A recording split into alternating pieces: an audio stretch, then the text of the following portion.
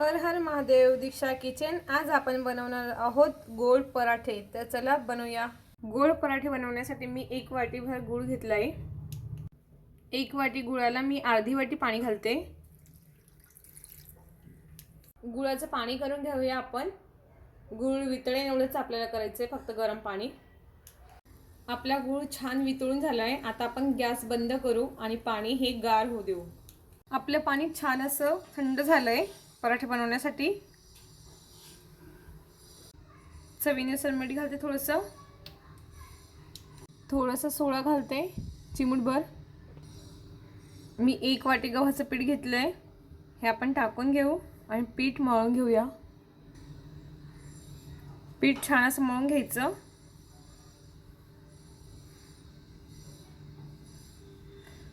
आणि हे पराठे आपण कुठेही घेऊन जाऊ शकतो. प्रवासात जाताना 2-3 दिवस किंवा 8 दिवस हे पराठे खराब होत नाही.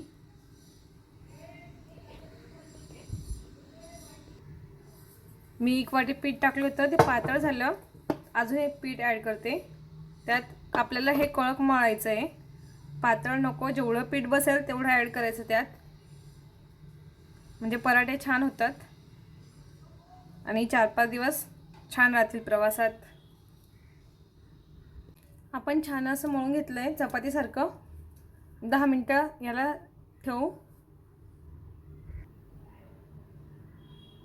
10 मिनिटं झाले. आपण आता याचे छोटे छोटे गोळे करून घेऊ आणि चपातीसारखे लाटून घेऊया.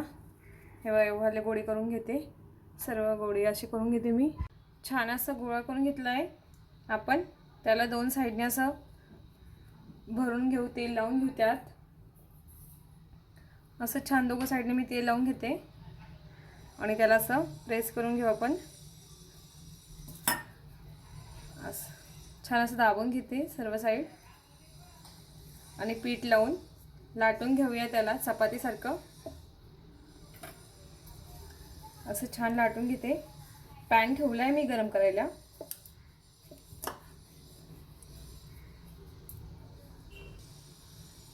असं मी लाटून घेतलं.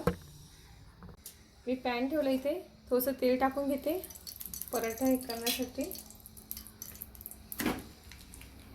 फास्ट गॅस करते थोडासा. छान झाला. आपण याला परतून घेऊया आता. हे बघा छान झाला तो. मागच्या साईडने पण छान तेल टाकून घेते असं कळेने आणि छान याला होऊ देऊ आपण बारीक गॅसवर. छान लागतो तो. आपला पराठा छान तयार झाला आहे. आपण आता त्याला काढून घेऊ. अशा पद्धतीने आपण सर्व पराठे करून घेऊया.